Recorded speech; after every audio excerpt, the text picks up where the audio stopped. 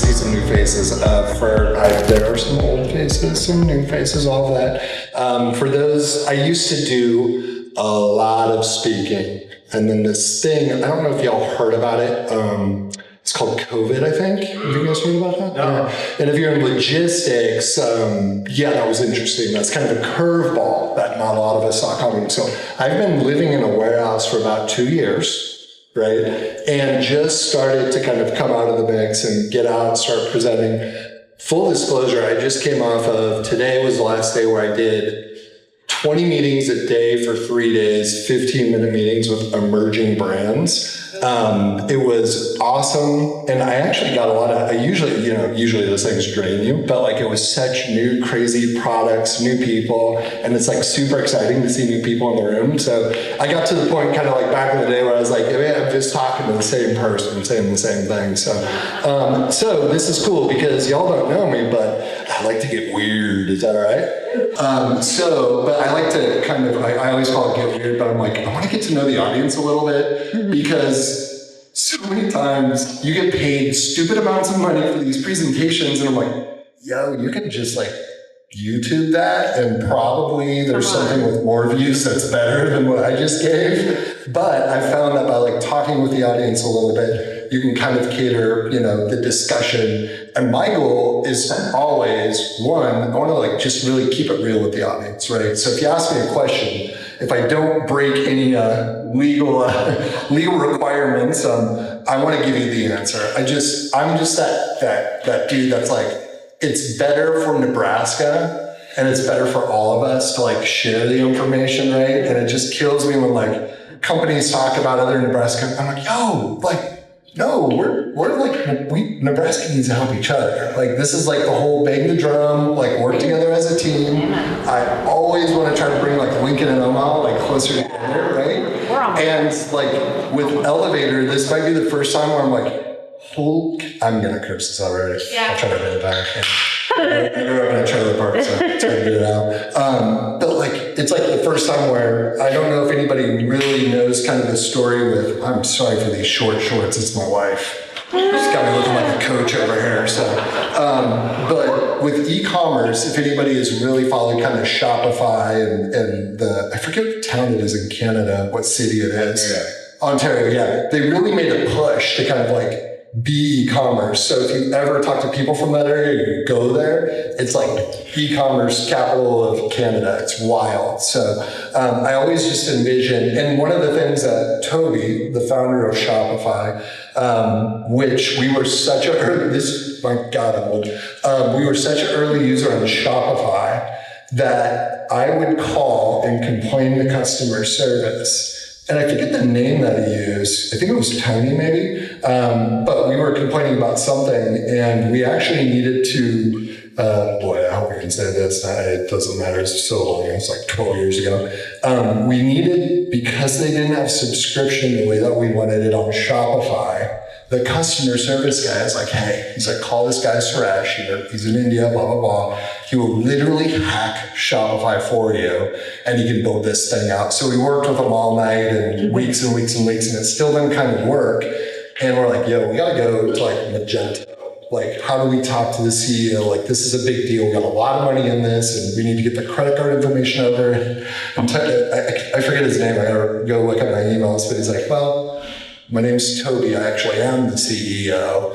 And I think I can help you out. And the dude did me a solid. I mean, not only did he help us out, but like he made sure the integration to Magento was there. I'm like, I always pull for Shopify. They did a little bit better than we did, right? Which he did tell me. He's like, you should just make a subscription app. I'm like, what is this customer service guy now?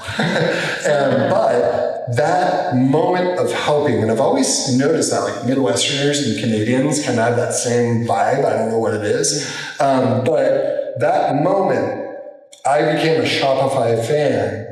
And I almost was working to get back on the platform and I promoted that thing more than anything. And I mean, they did fine on their own without me, but it was like, that was a special moment. It was a crucial time in our company and somebody went out on a limb. They did something that they probably should have done. fun, but we would have been dead in the water without it.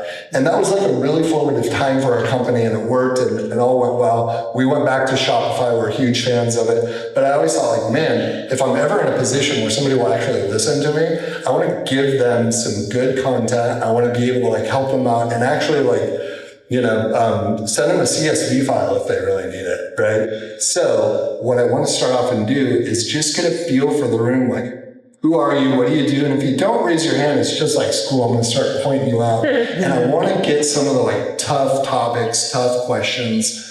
Feel stupid asking your questions. I can jump right into like my list of like my top 5 F-ups. But as I went through it, I was like, looking at my presentation, I was like, well, that's like an F-up for like a Disney, or like that's an F-up for year one. I don't even know if that's relevant for e-commerce anymore. So I have a very long list, right, of fuck-ups, whether it was us or other brands. And there's that top 5 that I got, and I can go, okay, this is what you got. But it felt a little like YouTube-ish, right? Like, just go to YouTube, they're going to say the same thing. So I want to talk about that. I should probably tell y'all what we do, because probably not everybody knows. Yeah? Okay, let me give you the quick spiel. I always call it getting weird when we kind of like get together close and like have a conversation. It starts off like, usually it works out great, but we'll see. So Bulu started as Bulu Box April 12th, 2012, which was our first fuck up because I tried to get the company on April 1st. April Fool's Day, I thought that'd be funny. Yeah, apparently it takes time to process. I got on the 12th. So that was our first mistake. No. So we started off, and the concept was simple. Are there still Complete Nutritions around here? Like the supplement stores? Yeah, so I worked there. We went from like 3 to 83 million in a very short time. I was employee 7. I just did a really good job at like cranking up the radio ads pretty much. So sorry if y'all heard those and were annoying. Yep, the baby crying in the radio spot was my idea. Didn't y'all over here, like, do these still play the Legal Limit Labs is going off the shelf? No? Any of that? No? Okay, good. They were terrible. They were all mock-ups, and our CEO was like, yeah, let's just run with it. So that experience at Complete Nutrition, the thing that drove us nuts and all our franchisees were we were handing out these sample packets like crazy, right? Nobody knew what the ROI was on a sample packet. And all what we did know was the more we handed out, the more sales we got. So we went to, come on in, we're getting ready, you're good, you're good. Man, considering the heat, you look great. How you doing? Good. So Bulu Box, the original idea of it was we were running a half marathon. My wife and I was like, got a bunch of free samples. And like, man, this is crazy. We were living in San Francisco, and they were giving out shoes and cartons of milk. And a little poor Nebraska boy from a trailer park was waddling home with like milk and shoes. I'm like, this is awesome. And nobody asked for information or anything. And I was like, man, this is the same problem that we had at Complete Nutrition. Like, what is the ROI on this, right? So I was Googling, looking, searching, stumbled on a Birchbox. I don't know if y'all are familiar with it. It was like a subscription box. Subscription boxes have been around for a very, very long time. And surprise, it's just marketing. It's multiple items packed together, shipped on a recurring basis, right? It's just kind of, you put a name to it, and now it's something else, right? It's like a search with Redson or, So we saw that, and I actually Googled for vitamins, supplement. They were just sample boxes at the time. That's what everybody called them. And I remember I searched it, and I was like, damn, I still can't spell supplement because nothing came up, right? And I was like, Google search. How many of y'all Google search and you think you're a genius, and then 50,000 of the things come up, and you're like, God damn it. Imagine truly Google searching and nothing comes up. It's just the same where I'm like, wait, nobody is giving out samples for an email? That's all we need to do. They just need to get samples and boxes going out, little QR code, a little bit of data, that'll be great. We stumbled upon Birchbox, and I'm like, whoa, they are blowing up.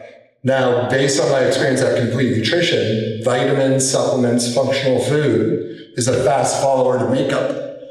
Whatever's hot in the makeup industry, about 6 months later, functional food. Why? Let's take coconut oil, right? Well, what do you do with the husk? What do you do with all that stuff? You grind it up and you put it in something else, right? That's typically how it happens, not always. What was that? Coconut. Yeah. You can thank coconut oil for that, right? Vitamin E. So I always tell people, you want to know what's going to be hot in the functional food industry or available or whatever, go to Walmart, CVS, etc. Go a couple weeks in a row, look at all the packaging and all the aisles, look and see what's gone all the time. Look at the subhead, vitamin E or whatever the thing is. About 6 months, a year later, that's what's going to be hot in the vitamin supplement. Not 100% always real, but like very, very much so. Even packaging, even language, it's just kind of how it works, retail, right? So we see this thing and we're like, okay, wait, hold on. This is like too perfect. And I have the Rolodex from Complete Nutrition. I have all this. Okay, holy shit, let's go do this thing. I can talk about this. I didn't talk about this for years. By the way, what time do I need to shut the hell up? You got time. What time? You got time. No, I'll go forever. See, y'all really don't know me because I will go forever. We end at 7? Okay, cool. So we, let's see, where was I? This is so ridiculous. There's some investors that might be pissed after that if they haven't heard this. So my wife and I were living in San Francisco. We had lived in New York City. We had kind of lived we were ad agency nerds, right? We're there and I'm like, hey, there's this idea that I have. And I'd already failed like 3 times at some bullshit vitamin online things that I was trying to do in my like side hustle.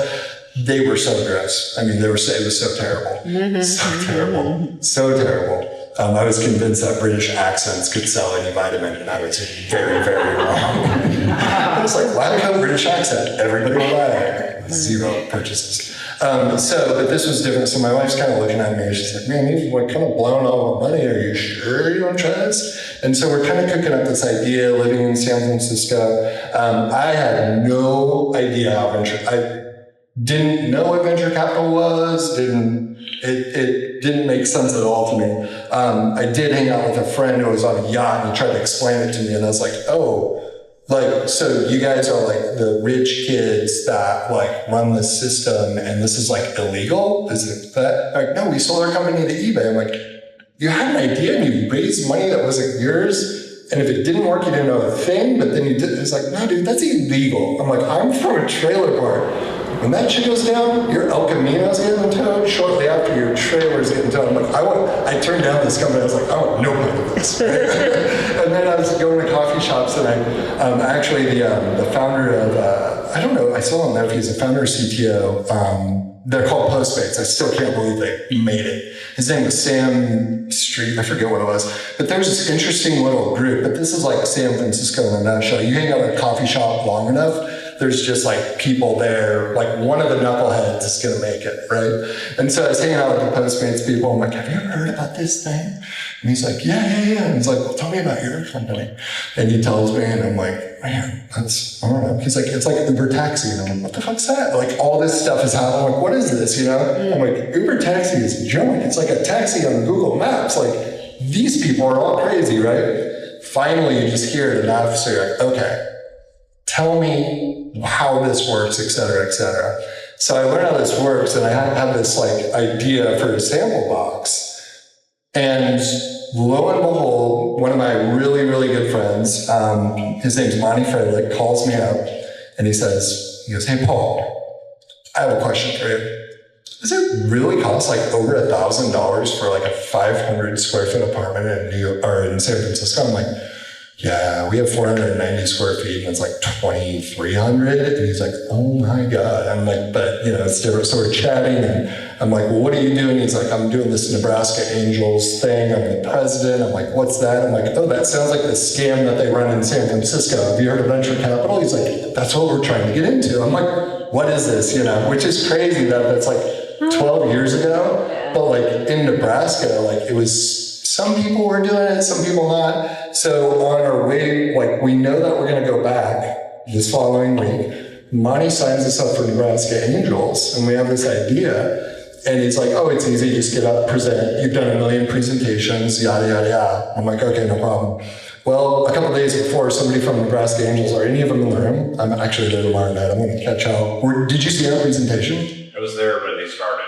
When we started? I don't remember you, but I was there when we started. Okay, so this all rings a bell, right? Okay, so you're going to get the backstory now. All right. So we are getting ready and we have this idea and we're just not, we're getting familiar with everything, right? And somebody calls me up, might have been you, dude, you know? They're like, okay, we need your business plan, we need this, we need this, we need this. And I'm like, okay, well, we don't have any of that stuff. And they're like, ooh, you need that stuff. And I'm like, okay, well, how do we do that? And they're like, business, they repeat it. I'm like, no problem, right? Look at my wife, we go and scramble to everybody that we knew, right? Like the Postmates guy, we're like, guys. And those people had done it so much. It was just this crash course, high speed. It was probably like a week or two. And we had conceptually, we had just grown Complete Nutrition and my wife had been in a company. So it was this cool, we pulled everything together and we didn't know any better, right? We didn't know the whole problem, solution, etc. But we had the network there that was helping us with that stuff. So we pull everything together, we get a website up. We actually were collecting emails and we're asking everybody. I remember my brother-in-law, Matt Turman, he's a coach over at Scott, I think. He's like, I got to email us to 300 coaches. I'm like, can we email them? He's like, sure. I'm like, okay. Got a bunch of coaches and all these people to sign up. I mean, that's how hacky it was, right? But I always tell people, we weren't, it's the intention was positive, right? We weren't taking money from anybody or doing this. It's just we wanted to see, and being in advertising and marketing for as long as we were very much about get the product in front of somebody. I was we had worked on Nike, Lowe's. My wife was a user interface designer for Pixar. So we had the chops, but we just didn't know exactly. Pull everything together. We go to the Angels, right? We pitch, which my favorite story is right before I pitch. What was his name? Chuck. He comes up to me and he's like, Chuck. It's an old dude, the doctor dude. There's another Chuck, but yeah. Yeah. Are you Chuck? Okay. Not the known Chuck. No. Yeah. He comes up to me. He's like, "Hey, youngster." It's like, "How's it going?" "Good." It's like, "I read your business." This I'm plugging in, right? It's like, "I read your business plan." I'm like, "Okay." And he goes, "Yeah, it's not going to work." First time we're presenting the idea, just we are terrified. We're kind of shit, what did we get into, right? But the fact that we could rip off and put up a functioning e-commerce website was already light years ahead of everybody. But again, we were totally ignorant of it. And he's like, I got a friend that does $1 billion, blah, blah, blah. And he looked at this, he says, it's not going to work. And I'm trying to get the plug in, nothing's working. I'm like, And I just stood up and I was like, okay, thank you, bye. And he goes, oh, sorry, good luck. Came to find out afterwards his friend sold, it's total weird. But that, even in that moment, just my point is everything was intense, fast speed. We just had no clue what we were doing. We didn't know to go talk to people that had been there before. Right? And we were not afraid to ask because we really didn't think this thing was going to happen. Present, long story short, we're able to raise capital. We had to sit down we love Dr. Jim and Karen Winter. We had to sit down with everybody and we're like, you realize we haven't sold anything yet, right? And they're like, well, yeah, but you have this. And a lot of people knew the Complete Nutrition story. So when you make a lot of people a lot of money, it's usually easy to try to do that again. But in that whole process, the thing that we learned was man, you have to ask stupid questions. And the people that started about the same time as us, that I don't know if it's arrogance. I mean, really, let's just call it what it is. It's fear of embarrassment, right? That is the thing that I see kill everybody, right? Call me a knucklehead, call me whatever you want, but I'd say that people work with me long enough, they're like, dude, his superpower is he does not give a shit because he knows he's asking and trying to figure it out for the team, right? I really, if you ask around, I'm clearly very polarizing character, right? You're gonna love or hate me, but I always know at the end of the day, it's for the greater good of the team. So I sleep fine at night, right? And what does that allow me to do? It allows me to pick up the phone and call Disney and say, can we make a subscription box for you, right? So we created this Bulu Box, we raised capital. The idea is 4 to 5 premium vitamin supplement samples. Try what you like, $10 a month, come back, purchase full size, but we're collecting data and we're manufacturing our own vitamin supplement healthy snacks, right? The thing is working. The catch is we're up to 60,000, $10 a month paid subscribers, right? That's good. So in 18 months, we had 60,000 subscribers recurring, which is like crazy now. But again, at the time, like we didn't know, nobody was telling us we were doing a good job. We weren't even negotiating shipping rates because we were still saying someday we're going to ship a lot and then we're going to negotiate because we never asked, right? Now I see it, I'm like, dude, we could have, it would have been a different story, right? So we grow the company, we start doing our own products. That company, the issue, so the customer acquisition costs, the CAC to LTV payback ratio, anybody know that? Yes or no? Yep, okay. If you do any sort of a subscription, CAC to LTV payback ratio is the thing. And here is what I will get paid $30,000 for a one-day presentation to tell you about it. You ready for it? Yes. It's how you define the word, right? How do you define CAC? Okay, well, you have in your house. Customer acquisition cost, right? Lifetime value. You all think that you know what that means, right? So like, let's start getting, okay, so let me just say this real quick. We had a subscription box. It worked, but because we didn't have the right mix of people involved with it, we didn't have anybody telling us, dude, that's not how you calculate CAC, right? Like you are being so hard on yourself for CAC. That's incorrect. Like stop listening to what those people are saying about profit because it doesn't matter. You still need the scale, right? And so you just get this mix of like different people. So we did that. But the whole thing was, well, you're losing $1 every time you ship a box, to which I was saying, it's just a marketing piece going in people's mail. We make money when they subscribe to the vitamin or supplement that we know that they want, and we get enough of those people, and then we just make the thing, and it's 90% margin every time they order. But it's all on me as CEO to not have put that all together clearly and concisely to raise the amount of capital that we needed at the time. Tough lesson learned, right? So we said, oh shit, this isn't gonna work. We're running out of cash. I think we got down to about 30 days. Yeah, like bad, right? Then we got down to 2 weeks. Real fucking bad, right? Then we got down to me calling investors saying, we gotta shut this shit down if I don't get a check like now, right? Got enough. God bless Michael Wetta, wherever he's at, helping us out. We got that going. We kind of saved Bulu Box, and the idea was like, okay, we know Bulu Box, but the actual value, let's get back to the core. What is the problem that we are ever actually trying to solve? What is the ROI on a sample packet? Have we figured out a way to do that? Yes, but we got pushed into this making a profit thing, and we kind of never finished that software piece. Okay, let's do this, guys.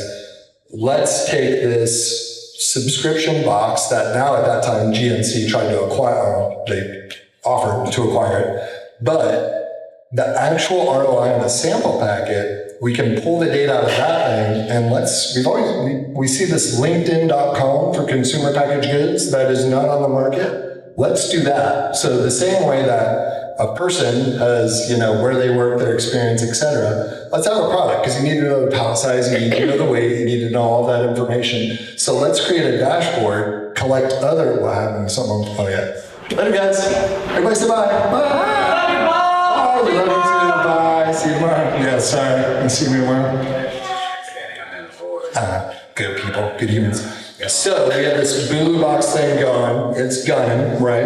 And then we go to some other investors, and somebody out of nowhere is kind of like, we want to give you money to go create this LinkedIn.com for consumer packaged goods. And we're like, shit, dude, this is it's a software company and a CPG, company, but, I'm sure you two are probably like, you're just like, fuck it, let's do it. Let's just go, let's just see what happens. So about fast forward 8 months later, we have Bulu Box, and an acquisition fell through, but we turned around to GNC and we said, look, you didn't buy the thing and you drug us over the coals. How about we just make you one? Because, that's the way to make money on that. They're like, sure. We're like, great. Will you go tell your friends? Okay, Bulu Box team, go make the GNC box. Bulu Marketplace team, what the hell are we doing over here, right? So then we got this, so we're collecting the data from Bulu Box, and then we had other subscription boxes and e-commerce companies. The deal was, give us your data, and we'll put it in a dashboard so you can give it to your clients. It was crazy how quick people were to give us that stuff. So we have these two companies. Bulu Box is growing, but clearly the model is, if you want it to be profitable, do this for big brands. And we were so good at the time, we could literally find a company, if a company has 60 retail stores, you can make a very profitable subscription box in 3 years. The hard part is getting them to follow what the hell you're telling them to do, right? But you do it once with Disney, then you create another box with Disney, and the chips fall. So we've launched to date over 50 subscription box programs for companies ranging from GNC, Disney, Crayola, Shark Week, really cool brands that grow really quickly and also don't like pandemics. So, and then on the flip side, we have this Bulu Marketplace. Before we ever launched the thing, we had 2,300 paid subscriptions for it because we figured out that people would give up their firstborn child to have a meeting with a retail buyer, right? And who was sampling in those Bulu boxes that whole time? All these brands that would give up their firstborn child to have a 15-minute meeting with Target, right? So it was the first time that we ever, God bless the investors, we said, no, you're fucking wrong. Retail buyers will not pay for this. They said, my wife and co-founder said it the best way. She said, we should have all realized in the community that like the entrepreneurs were just as green as some of the investors, right? And so she's like, now I look back and it's just like the blind leading the blind, which is not the case now because there's been the pioneers and people that went through things. So don't email me or text me. I don't want to talk to you if you're watching. But we have these two things going, and a company comes to acquire Bulu Marketplace. And we're sitting there going like, oh my God, it is $1 billion company. But again, we have these two things that are kind of burning cash, and we just can't scale because you launch a Disney box and all of your energy goes to just finding people that are capable to pack boxes, talk to the client, do the global tech certifications, whatever. I mean, that's very challenging. In a market in the Midwest, right? So plus we were trying to hire the data scientists for Bulu Marketplace, right? And we just finally were like, man, we feel like we did it, but if we keep trying to do both of these things, they're just not going to work.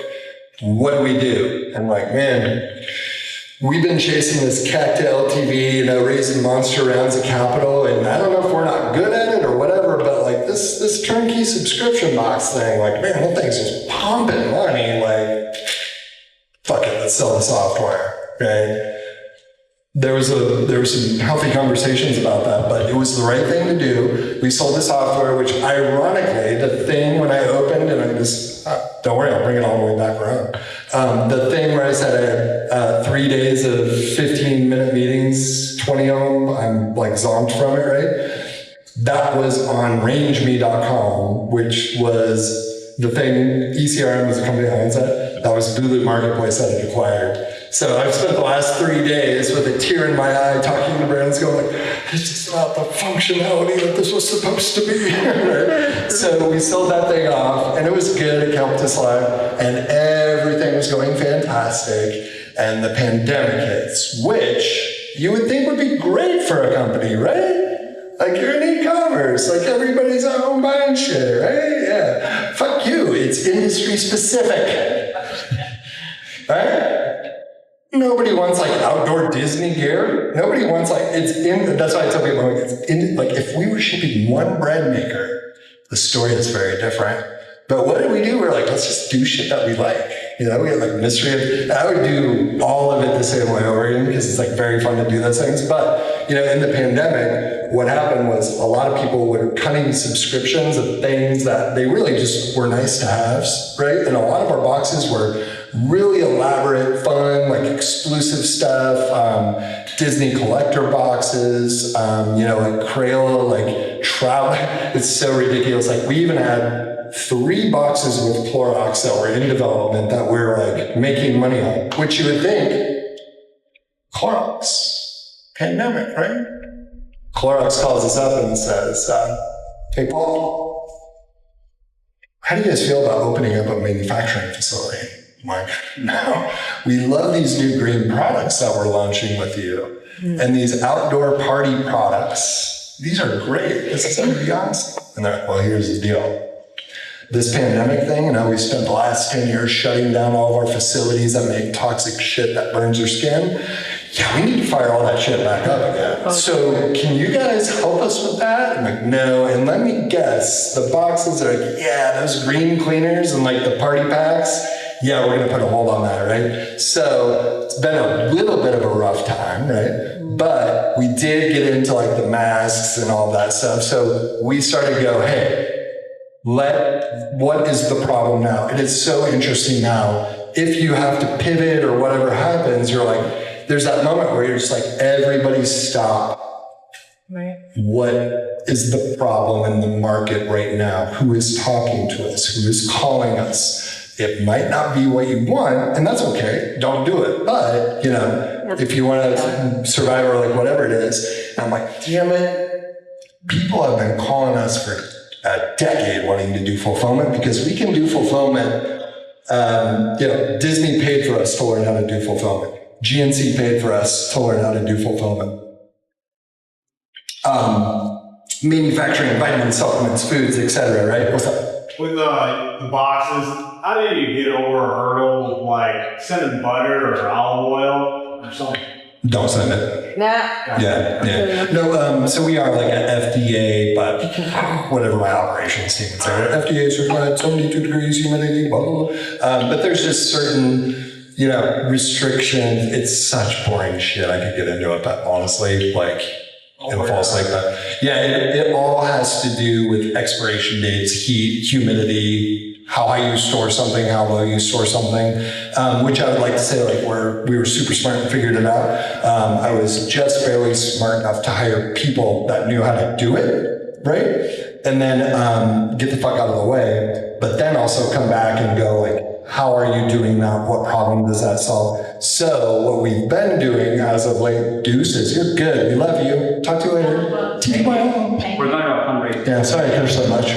Oh, is it mine? No, yeah. Later. Give it about 10 more minutes to give time. We'll figure out shipping for you guys later. We gotta get you on a shipping label. That's true. Cool. So we focus on the pandemic. We're like, hey, let's learn how to do this high-speed pick and pack. Let's do it correctly. Great. We gutted our entire warehouse, 120,000 square feet, gutted the whole thing. So when everybody went one direction in the pandemic, you saw Ship Bob, Deliver. I don't know if you guys, that's your world. You saw those things pop up. I went, oh, that's not gonna work because it's kind of like Uber. And sometimes you get a bad driver on Uber, but if you get a bad fulfillment company for Uber, right? Like sometimes there's bad drivers, like in those softwares. And as I kind of did my homework, I'm like, dude, these are like, no offense, but I'm like, these are just like software dudes that think like, Bubba in Alabama or Paul in Nebraska is like gonna fill out the form and be like, this is, our facility can ship butter. Like, and they're not, they're just going off of, that's gonna be bad. Let's do this. Let's do it the right way. And while we're doing fulfillment, now we know if we happen to be talking to Toby over at Shopify and he says, you really need to, you should build a subscription, right? Let's build that subscription app for that, right? So we are actually like loving where we're at and what we're doing because to actually be on the floor, physically seeing stuff coming and going, and I'm like, dude, look at the way that people are robbing us, clocking in and clocking out on the time clock. That's such an easy fix. Let's build that software, And everybody's like, people are, like clocking in later. I'm like, no. Let's watch them. Let's like see how they're working the system because, every other fulfillment company would just fire everybody. No. I want to see, and you just find these fascinating things like, people knew, like hourly temp work, right? Packing boxes. They knew to Google the system on the wall and figure out what like the default codes were, right? And like punch it in on the front. I'm like, wow, that's so cool. So it's super fun actually to kind of like, we're in a spot where like, we're making money, we're like growing, we're bringing on clients, but I'm like, this is good, but I like look around the 120,000 square feet and just have time to like look at the team doing cardboard boxes, and we're like getting a lot of the facility, crushing them and whatever. And I'm like, wait, you go from there to there to there to there. I'm like, I got a drone in my car. You could just fly it up there and you could get all a day's work done, like snap photos and just have it automated. And so like that's the position that we're in. In the process of that, really, I would say what we're doing is our current clients, we do a lot of vitamins, supplement, protein, etc. And we just went and said like, man, there are so many e-commerce sites that don't have subscription on them. And it's just absolutely insane.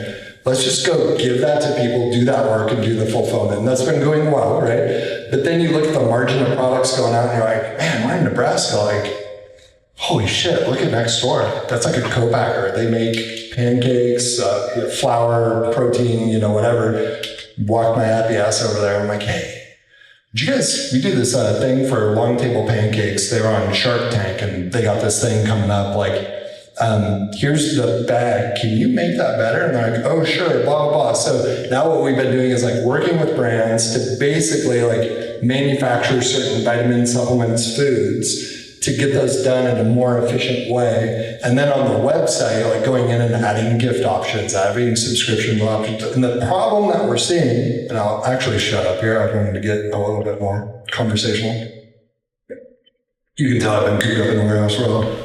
But the thing that we're actually seeing is like, the problem is, and I share because like, steal the idea, go do it. And if we decide to do it, like I'll see you on the field. Like, and I don't mean that in a good way, right? The problem that we see is like, to match the data, the digital product information with the physical product, starting with raw materials and like going all the way through to the customer, and sometimes back or sometimes wherever, you're like, dude, there is a worldwide inventory problem. Because let me tell you, like one app doesn't update and the other one doesn't. I just talked to a guy that I used to coach. I would advise him. He now has a $60 million company, so I take lessons from him. Now he always says like, dude, I took your advice. I just stuck to Tackle because he had a subscription box for Tackle. And he wanted to get into other things. I was like, dude, that's so lightweight. Just do lubers. Just do lubers. He's like, well, I want to do this. I'm like, no, just trust me. Like, you don't want to mess with the other shipping, right? And he did it. And he's like, he had this issue and basically had $10 million worth of inventory built up because of like a software issue, right? Oh. And so I like called him out and I'm like, now he's fine, right? Like he's made his money, he's doing well, like whatever. But like to just have like essentially a software error between companies you're acquiring and like in some facility overseas, like $10 million of your inventory sitting there and you're like, get that email someday. I'm like, that is insane. And then you start to get into the whole returns industry. I'm sure some of you have heard about that. So we're in a good position. And I think the future of the company, like we have our eyes set on like, how do we help solve, because I don't think it's a solve all in one, but how do we help solve this inventory issue? Step one, how do you always make sure to match the product along with the digital data? So when you see our company doing things like shipping 100 million things there, and then we have this wacky like NFC, NFT, combination, weird, whatever, like just know that in the back of our minds, we're trying to solve a bigger problem of tracking like where the hell did the ink on this label actually, where did the water actually come from, right? Where did it go? Did it sit in a warehouse that was over 72 degrees and degrade? And am I drinking toxic shit right now? Because yeah, don't Google that. But you know what I'm saying? Like this protein, it says it's not expired, but man, there's you're kind of in our industry, right? There's ways to repack, co-pack, ship it overseas. Like, there's all sorts of things that all these companies do. And the shitty thing is like they do it because it's an inventory problem, not because they want to sell you things that they're kind of expired or whatever, but because because it's that. So that's what I got. I'm actually going to shut up. But yeah, so what we say now is like, we are a full service 3PL fulfillment company. I love being boring, like, cause it is, right? But we have a focus on subscription, and ultimately what we're doing is like, we're finding clients that need little tweaks. And probably the thing that we hear back that's the biggest difference with us is that you will work with a human. We don't have, we have software, but you're gonna work with a human. We use all third-party software because I say, you really can only be good at either building the software or doing the logistics. And the rate at which software and logistics is going right now, I am more than happy to partner up with really good software companies and get exclusive deals and offer people. But the thing that a lot of clients come to us for is we can ship direct to customer, we can ship to retail, we can ship to distribution centers. And a lot of people find that hard to believe, but I'm like, hey, we've had over a decade and we didn't know any better, and that's just the expectation of Disney. The expectation of Disney was, yeah, we want people in the theme park to buy their first box and the rest of them go to their home. And we're like, okay, right? Because we didn't know any better. So that's kind of what we're doing, and it's just really super rewarding to have conversations, and there's a product, Tiga, yep. Right? And I'm not saying this to you, but like similar products, right? They come to you, and which I love David and Akira. They're fucking awesome. That's who they work with. I love David. David Stevens, love you. But you get these products, and you're like, man, if we can save them $1, or we had a client 2 days ago, we were like, hey, stop selling the 2-pound bag on your website of whatever baking mix, and just only sell 2-pound bags. But what about the customer? Fuck the customer. A/B test it. What does that mean? We'll do it for you. Right? Boom, remove all the 2-pound bags. Everything's 4 pounds and more, right? And they're off to the races making money. And then to actually help a company have money to market with and compete, like that's like super cool to watch, right? So that's what we do. Ask questions, please. Subscription box? Sure, or like a subscription box for a month. Because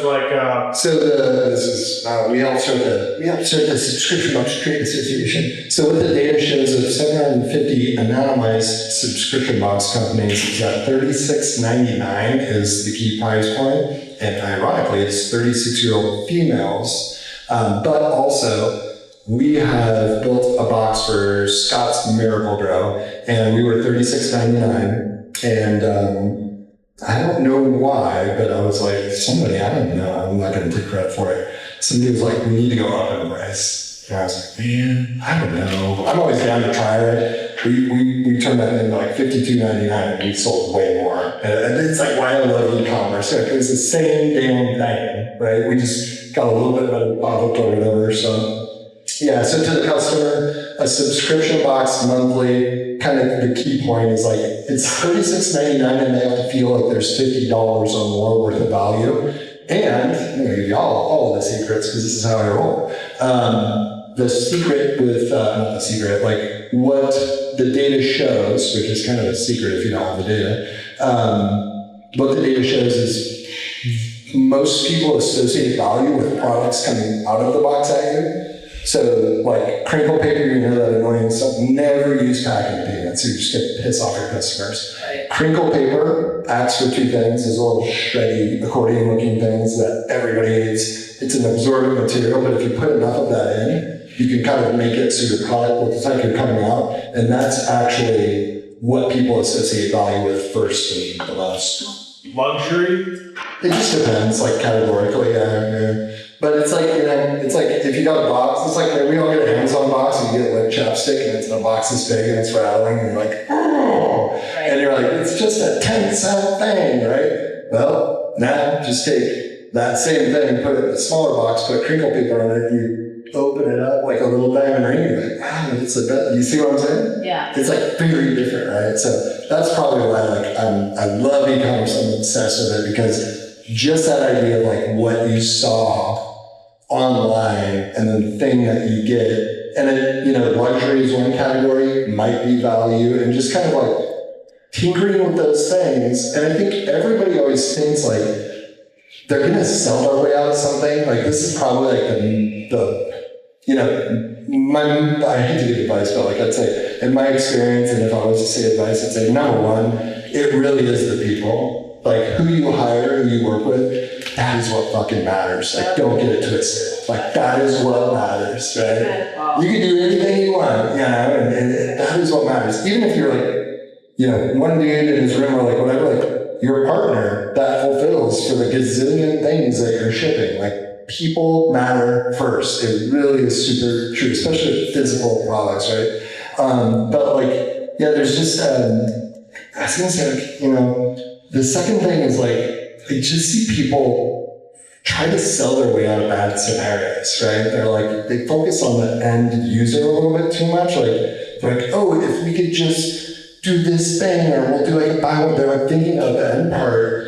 And in e-commerce specifically, what I see is like, there's something killing them in the supply chain way earlier that they don't know. Like if I could go back in time, I would have been like, dude, as soon as we sold 1,000 boxes a month, I would have FedEx, UPS, USPS, and DHL's ass in our offices every month begging for that business because I could have showed them the progression of it. So here's my nugget on that.